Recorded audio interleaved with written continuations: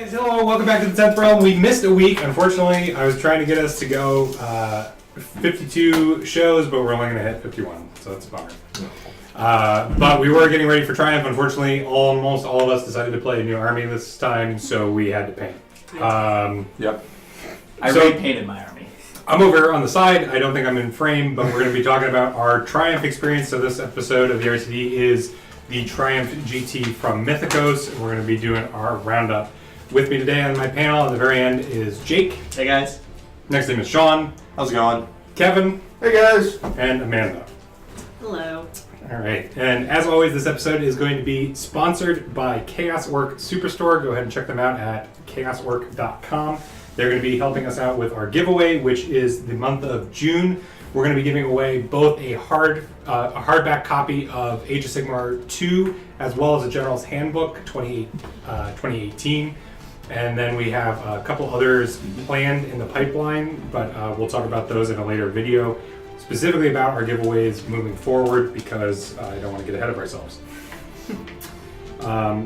So normally we do a community segment in these shows. We're not going to be doing one this week because we're going to be focusing on the Triumph GT, and I figured that we would use most of our time talking about it and going over our lists and everything and the events, so I figured might as well just have fun and talk about that. So on my panel, we're going to start with Kevin, and please go ahead and give a brief explanation of your list, as well as what you thought it would do on paper, not what it did on the table. We're going to be talking about that later. What you thought it would accomplish on paper, and then your overall record, where you placed in the tournament, and then tell us the armies that you faced. So I'll prompt you while you're talking, because that's a lot to go over. So Sure. Awesome.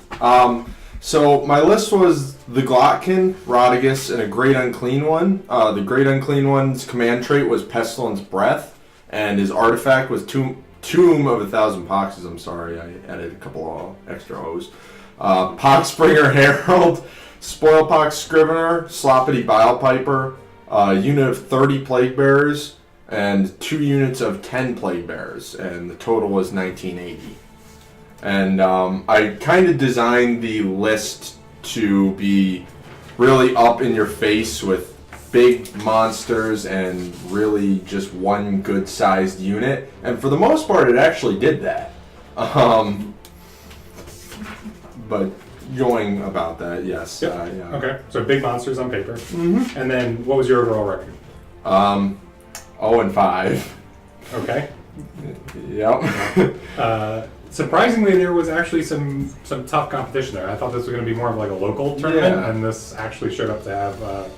My some first good opponent times. showed up from Richmond, Virginia. So. Yeah. And this was in New Jersey, guys. This Yeah. was in Northern New Jersey.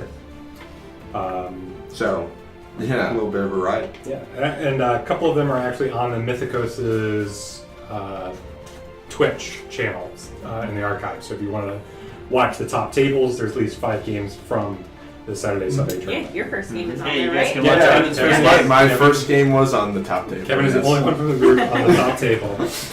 That's something to be proud of. Yep. So the armies that I had faced were my first one was Caradron Overlords. The second one I got the Ringer, so I guess we could call it a Bretonnians. buy. It was Bretonnians. Deepkin, and then another Caradron Overlords player, and then Ironjaws.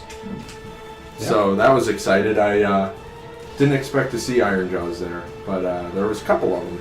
Yeah. I think there was actually exactly 2, right? There's just 2 players playing Iron I Jaws. think there was 3. There might have been 3, but I think some people dropped after the first day. So that's Yeah. why I might have only thought there was 2, Yeah. because I think that's when I really started looking at the other armies. Oh, I didn't even think to print out the full list. Just remember it off the top of your head. Get good. Yeah, I mean... No, I mean the whole, where everyone, the whole tournament plays. Oh. Jake has okay. it. I have it, yeah. Amanda, same questions. So I played Sylvaneth, and I played the Ironbark Wargrove. I had a Tree Lord Ancient as my general, and he had Oaken Armor as his artifact, which gave him a 2-up save. Then I had a Tree Lord, a Branch Witch. She's one of my other heroes. She had the Acorn Mages, so she can pop up free Wildwood. And then I had 2 units of Hunters, 1 with bows, 1 with scythes, 10 units of Dryads for battle line, 2 units of 5 Tree Reps for battle line. And then the ability of the Ironbark Wargrove is that you can ally in 2 Dwarden units. So I had a 30-man unit of Volkite Berserkers as well as 1 Rune Smiter. So the basic premise of my army was movement shenanigans. It's a 1-drop, so I can go first or second as I choose. And basically my goal was to kind of drop my first free Wildwood out on an objective marker and then be able to hip-hop around the table. The Fire Slayers with the Rune Smiter, they can tunnel up with the hero. My Tree Reps can transport across table edges. And the Fire Slayers were really there just to kind of add some punch to the army that's otherwise a little bit on the weak side. Overall, I went 1-4 and I placed 29th out of 35. And then the armies that I played Vanguard Wing, a Sylvaneth Gnarlroot army, Bretonnians, and then Order Soup, which had a Frost Phoenix, Dragonlord, Thralls, and a Huracanum in it. And then my second game, they dropped, and it would have been Khorne. Okay.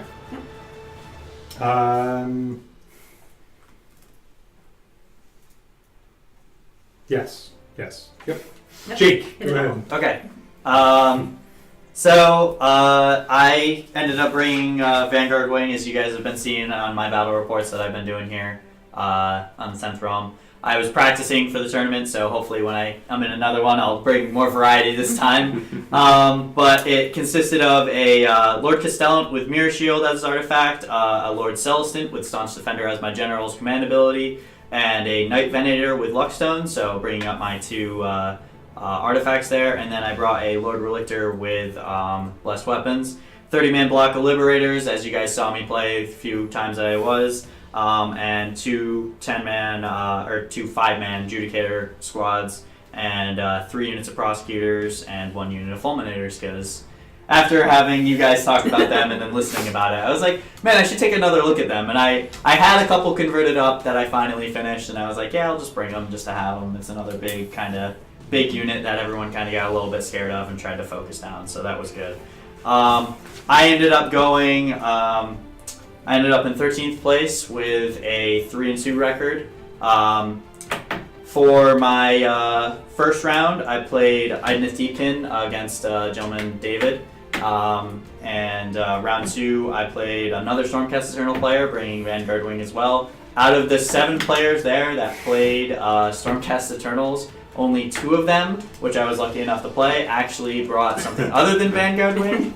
So I played Stormcast Eternals in round 2 against another gentleman, Ian. Round 3 was Mixed Order against our friend Dan, and that was round 3. Sorry, round 4 was against another Stormcast player who played the Liberator buff up that wasn't Vanguard Wing. That was against Connor, and round 5 was against another gentleman named Ian, and that he was actually in the painting. He was part of the painting competition, right? Yeah, his stuff looked really nice. Yeah, so it was really good. He had a really nice painted army that I enjoyed playing against in my 5th round.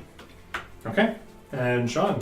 Okay, guys. Well, this list might be going around a little bit, maybe not. As you guys have heard over the last few weeks, I was going to bring Deepkin. Even played a couple matches, but I didn't want to rush painting them and doing bases and stuff. So I made the mistake of deciding that I was going to also paint 300 Moonclang Goblins, similar to me and Kevin's practice game, except I didn't bring a Thunder Tusk. So my list was 300 Goblins, so 5 60-man blocks, a Fungoid Cave Shaman, and a normal Grot Goblin Shaman. The Shaman had the artifact where he could brush off mortal wounds on a 5-up, and then the trait I gave the Fungoid was I could pick a unit and add 1 to their run and charge rolls.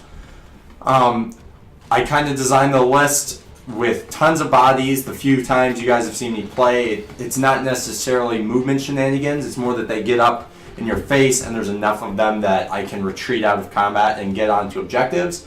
and that worked fairly well during the tournament.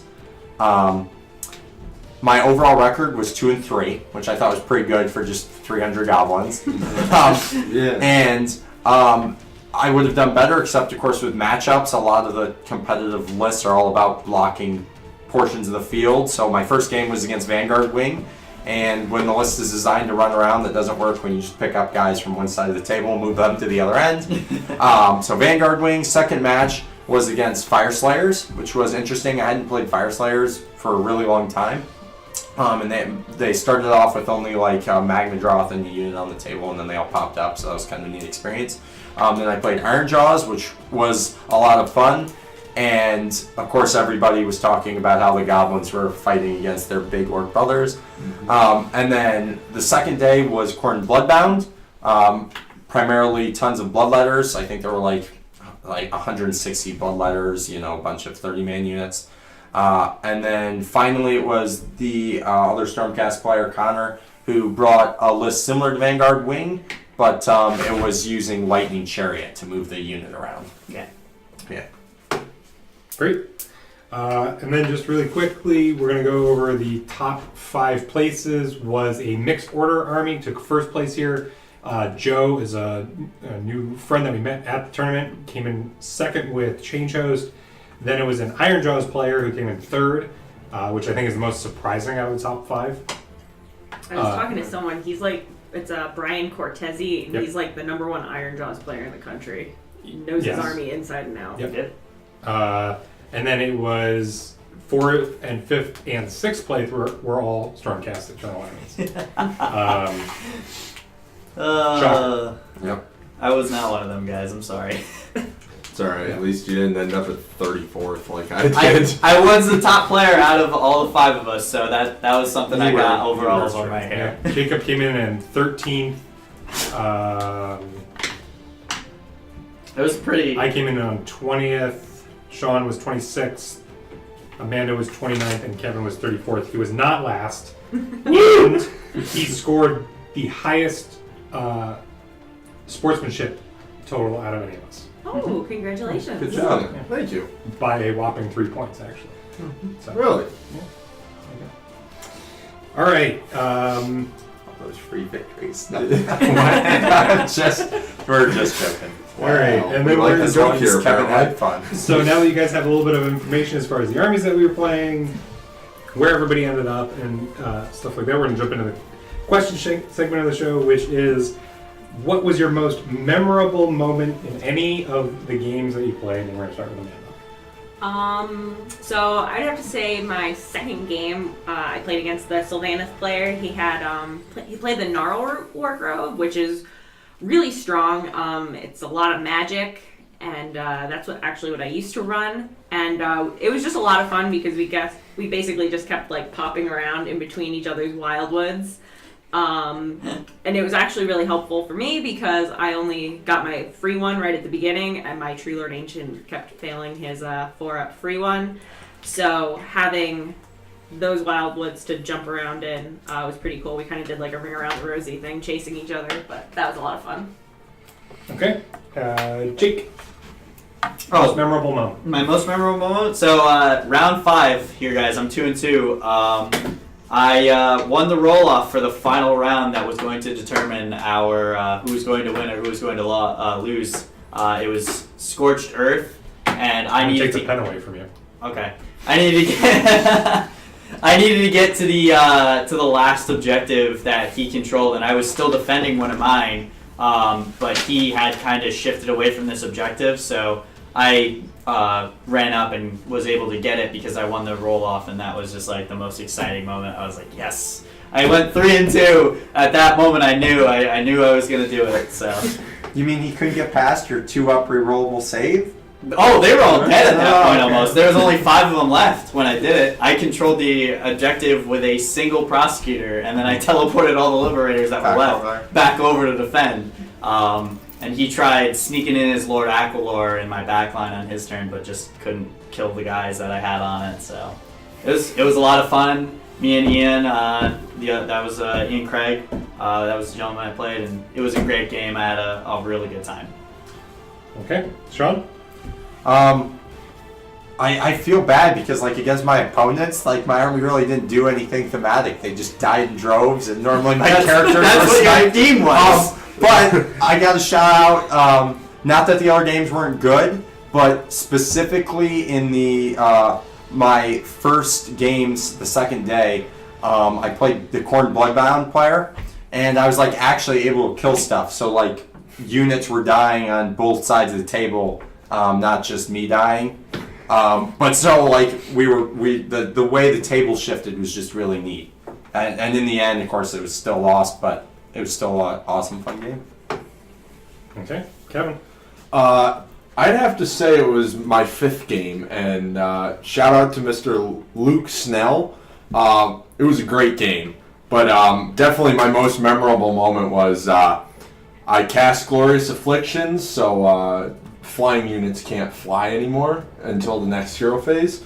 And Spoilpox charged the Maw Crusher and held off for 2 turns against him. Just held the line by himself, which was amazing.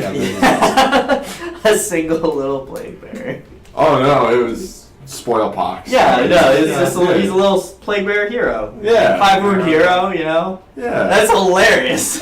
Yeah, it was great. The amount of 6-ups that I rolled were Probably insane. absurd. You always roll an absurd amount of, whatever they are. The disgustingly resilience. I couldn't think of it off the top of my head. Yeah. Yeah. Great. All right. So, what army did you guys see was at the tournament that surprised you the most? Whether it was list combination or just the alliance that it was. What was the most surprising army other than Sean's? Oh. Yeah. Because 302 Night Goblins is the thing. It's competitively, it's not a thing, guys. Starting Just chill out. Everyone was like, "Oh my gosh, 300 goblins!" Going into it, I knew I wasn't winning, but And the funniest Some part for me information. that came up with the 302 Night Goblins was everybody coming up and being like, "Wow, you painted 1,000,000 Night Goblins, or you painted 6,000 Yeah. Night Goblins." Everyone kept upping the number. Yeah, everybody just rounded really, really high until one guy came over and was like, "Wow, you painted like 100 Night Goblins? That's crazy." And Sean was like, "It's actually 302." That was a funny moment for me. that Was was this great. guy just comes over and he's like, "Oh wow, like 100 goblins? That's crazy." And Sean's like, "No, 300." Everybody else, these astronomically high numbers. So Sean, do you have a shout out you want to give to anyone for helping you with that? yes, my wonderful girlfriend Chelsea. I would not have, so go back and watch our battle report where me and Kevin played, because if you look really closely, they are all on square bases for the most part, and only the shields and spear metallics are painted. I'm not sure if you can tell from the height of the camera. So in literally a week and a half, we got all the skin done, all of the shields painted and washed, all of the ropes and stuff painted, and all the moons on their shields we free-handed on because we went back and I replaced the shields. But shout out to her. They look great. Don't forget the rest of your family for sweatshotting, shopping your bases. Yes. I was painstakingly painting on the sand for them to get faces getting painted. And my wonderful family, my sister's home from college, they come down and they're like, "You're not going to make this. You look like you're dying. We're going to help out." So they all sat down at the dining room table and helped me get the sand glue The on. picture is hilarious. That's It's just great. like literally a sweatshop. Yep. All right, I forgot what the question was. So, what army? Oh, that's what it was. What Yes. army, other than Sean's, Yes. were you most surprised to see at Triumph GT 2018? Okay, so honestly, Rob Nelson's Chaos Dwarves, I had never seen Who came in 7th overall? Yeah, 7th overall, which is really impressive. He had 3 magma cannons that really caught my eye. I was like, they were really well painted, and they looked really good. The whole army overall looked really cool. I had never seen a Chaos Dwarves army. Okay. Sean. I got a shout out to Emma Mangles. She had Who a came in 16th overall? she had a combined Chaos army with 2 of the war elephants from the Lord of the Rings strategy battle game. They're Moomogs, right? Monkill.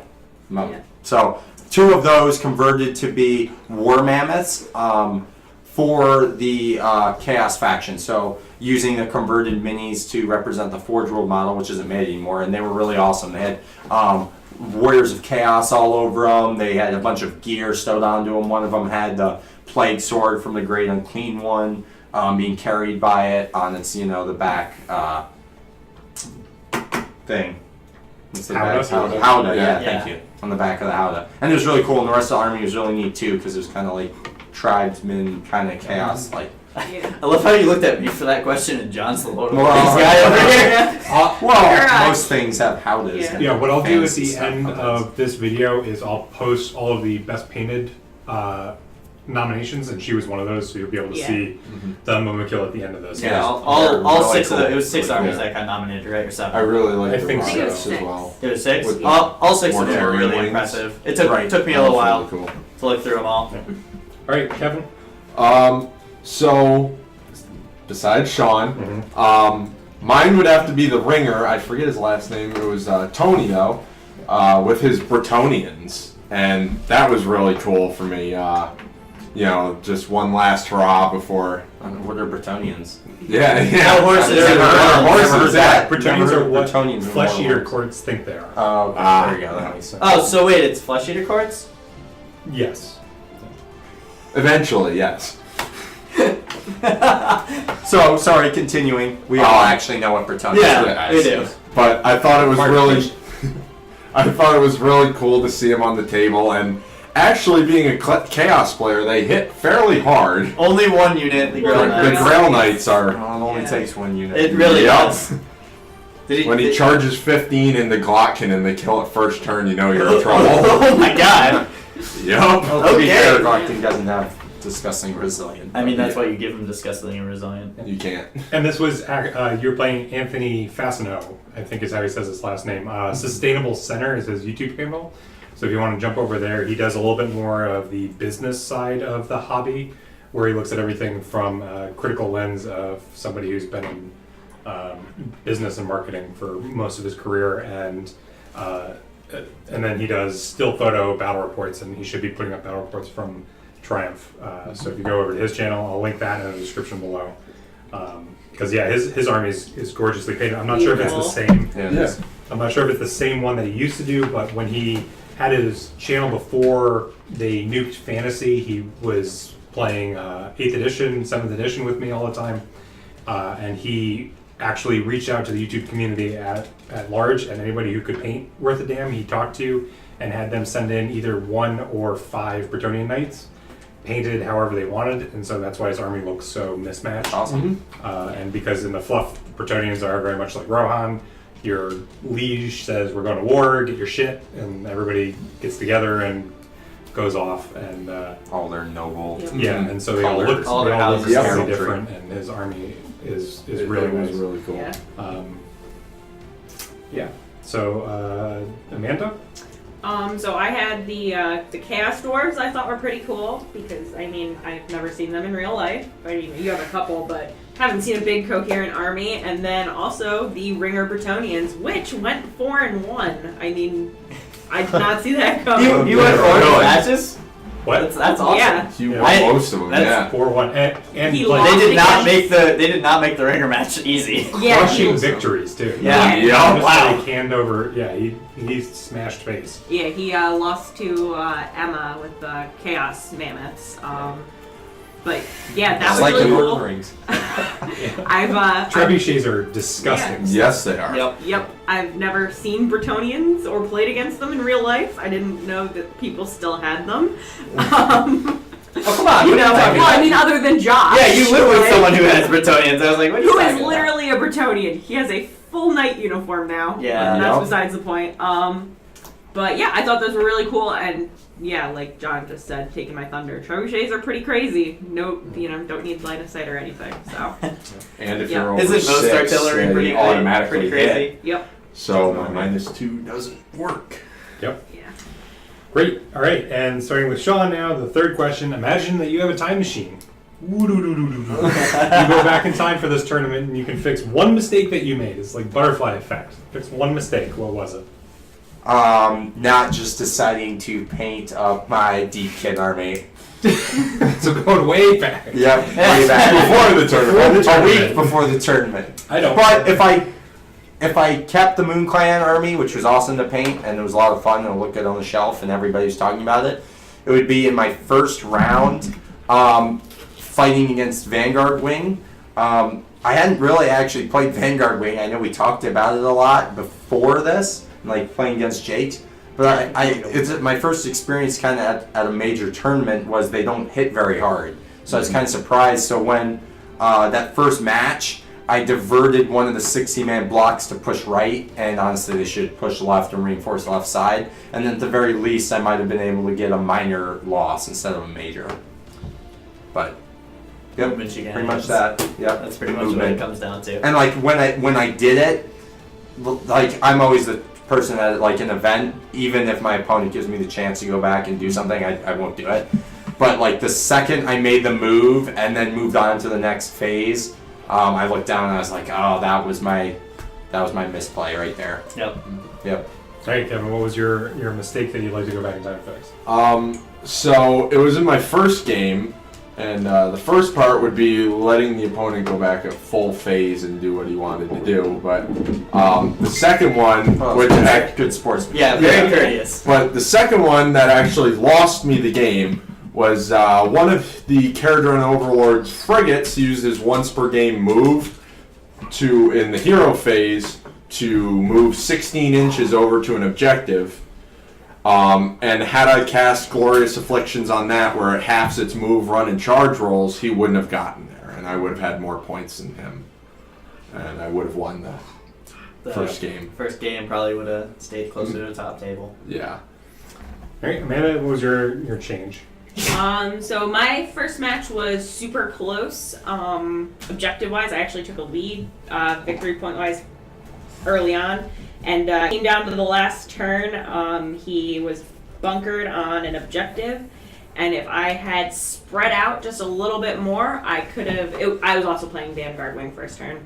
I could have kept him from dropping down his prosecutors and what was left over of his Liberator squad, and so he ended up taking the objective from me. Was it your objective? Because we were playing, what was the first round? Total Conquest? Or the four? Border Wars. Border Wars. So it was your objective. It was his objective that I went and took. Oh, so and you then was he defending his took objective. it back. Okay, Yep. alright.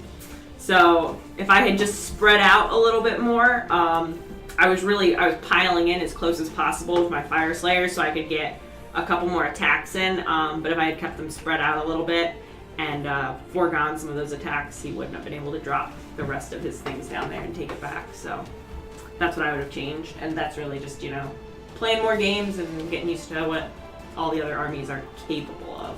2 weeks before a new edition. Yep. Yep. Jake, your change. Okay, so as keeping up with the pace, round one. I guess we all made really bad mistakes in round one. Round one is just full of regret. Yeah, I mean, other than this one, I really couldn't think of anything I could have done differently for a few different things. But I was playing Deepkin round one.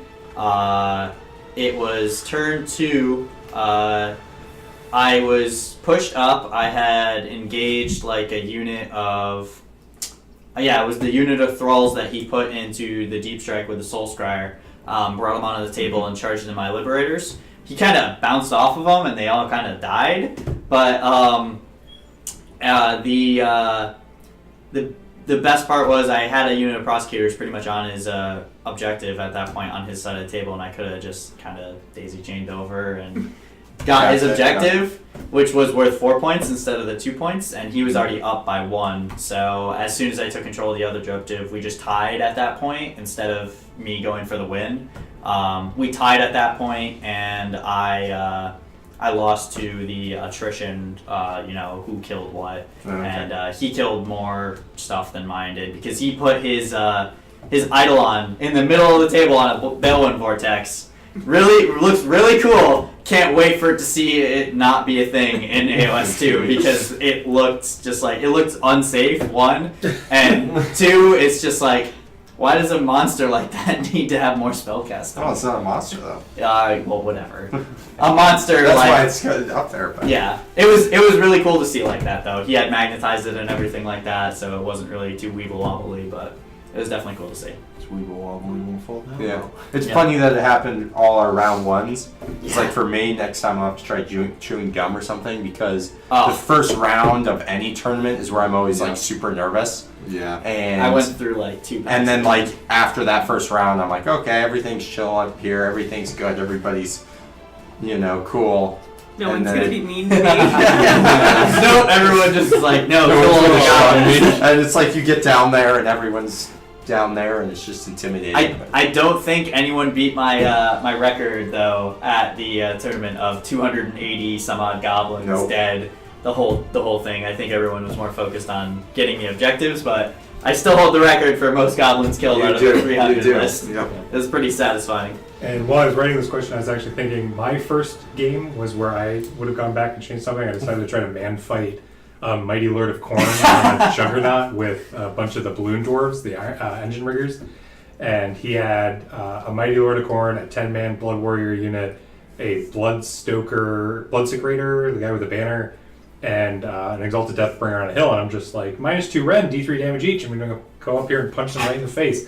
And he killed all of them except for 2 in the first combat phase, and I was super, super sad. Sad Panta. Yep, so Yeah. lesson learned, collapse it real hard with shooting, and then you can go mop it up with the chainsaw wielding dwarves. But But yeah, no. Back to Sean's gum tip real quick, guys. You can definitely do that. I went through a pack and a half almost. Just don't be obnoxious about it. Like, kind of just chew a piece at a time too.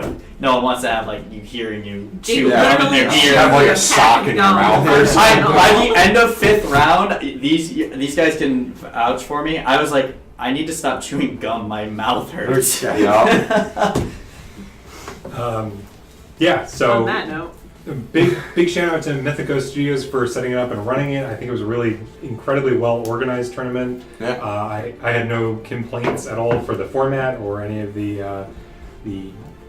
choices for running it. There were random missions every turn instead of a set. This is the ones you're playing it in order. There was secret objectives, which I really like. I'd like that to be just like an integrated part of the game. I really like secret objectives. And then there was a kill point spread ratio. So if you killed more than your opponent did, you got bonus points, and then they lost tournament points. So that was an interesting take. I'm not sure where I land on the fence with that one, but it was Yeah. that's different like enough. plus points, not also minus points. Like Yeah. Mm-hmm. I don't know. I Well, mean- you already got tabled. Do you really need Because minus? it Yeah. penalizes you if you get a major loss. You have 3 points, and then if they tabled you, you Yeah, got you 0 got points. minus point. Right. Because Yeah. like and it was for whole units killed too. So Mhm. I like took Right. chunks out of a ton of units, but never ended up like fully That's- killing a It, lot. and it That's so- shifts your priorities. Do you want to Yeah. get those points, or do you want to actually win the game? Because sometimes the difference is if I shoot this one unit, I can kill it and get him off the objective. Versus, do I need to finish the other unit instead and get more points for it? Like there's it forces you off of the objectives. But again, for a one of tournament, it was announced well in advance that they were doing it. So I definitely don't mind it. Shout out to Martin Orlando for sitting around and dealing with everybody and and running a really well organized event. And then again, the Mythicos crew for setting it up, getting all that terrain painted basically in a week. Yeah, Because the tables That looked looked great. great. Yeah, they did. there was just such an influx of people really close to the actual event, and they had to get a whole bunch more terrain and paint it all up. And then they had their store there, which was convenient and devastating to my wallet at the same time. So, anything else? Anybody want to add anything special or unique or exciting from their tournament? Yes, I was super excited. I won Best Painted overall, as well as Player's Choice for Best Painted. So that was really exciting for me. Kevin, do you have anything? No. Okay, I so don't I think mean, so. do we want to give a shout out to like all the winners of everything, pretty much? Sure, I can do that. I actually have it pulled up right now. So, best overall was I think it was Che. Tizola. Zola. He's German. Oh, okay. Mhm. So it's Yeah, probably he won with his Chinese. mixed Mixed order order list with two Frostfire Yeah. Phoenixes. and he came in with 99 overall tournament points. And 100, right? I'm pretty sure it was 100 plus paint. It's 20 No, per probably, round. yes. There's 5 rounds, but then there's also the spread. So it could have been more than 100. Yep. He had a pretty What? those Frostar Phoenix were really impressively painted. I thought. Yeah. And then our Joe Crier. Crier. Okay, there we go. I suck at names, but Joe we actually met and we're hanging out with through the mutual friend Dan from Tectonic Studios. So if you need bases, you can go check that out. I'll put a link for that in the description box below. Yeah, he'll give us all some pretty solid army tips. Yeah, for, and Joe's actually one of the top-ranked people in the U.S. right now, and he was playing Change Host, and he came in with 95 points.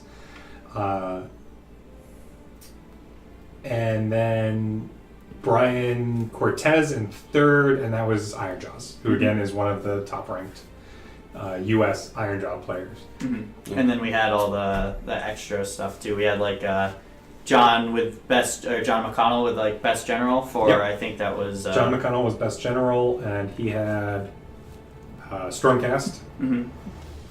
Probably Vanguard Wing, if I had to guess. I think John was also playing Vanguard Wing. There was only 2 players who didn't play it. So. Then there was also Max Secret Bonus Objectives was also Brian. And those were worth 3 points apiece too. So Yeah, those secret objectives, Yeah. guys, in those tournaments, you Yeah. better pay attention to them because in my third round or my second round, I forgot to pick mine and I lost points because I probably would have achieved it. So you could definitely, earn some extra points there. They were definitely interesting. Yeah, a lot of them were really cool too and unique.